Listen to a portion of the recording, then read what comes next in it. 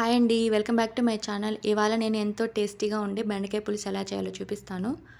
ముందుగా బాండిల్లో 2 spoons oil వేసుకొని వేడి చేసుకున్న తర్వాత కట్ చేసిన బెండకాయ ముక్కలు అందులో వేసుకొని బాగా ఫ్రై చేసుకోవాలి.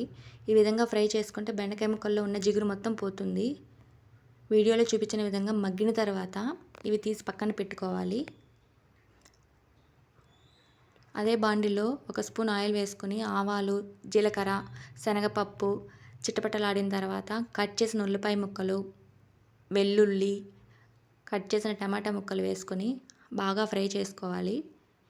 ఇవి కాస్త మగ్గిన తర్వాత ముందుగా ఫ్రై చేసుకున్న బెండకాయ ముక్కలు అందులో వేసుకొని బాగా కలుపుకోవాలి.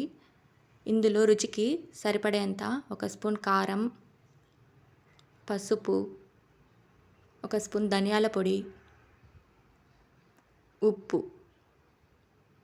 వేసి బాగా కలుపుకొని ముందుగా ఒక నిమ్మకాయ సైజ్ అంతా చింతపండుని నానబెట్టుకోవాలి. ఆ చింతపండు పులుసుని ఇందులో వేసుకొని బాగా కలుపుకోవాలి. నీళ్లు పోసుకొని బెండకాయ ముక్కలు ఉడికినంత వరకు ఉడికించుకొని లాస్ట్లో కరివేపాకు, కొత్తిమీర వేసుకొని సర్వ్ చేసుకోవాలండి. అంతే. ఈ వీడియో కానీ మీకు నచ్చినట్లయితే లైక్ చేయండి, షేర్ చేయండి, సబ్స్క్రైబ్ కూడా చేసుకోండి.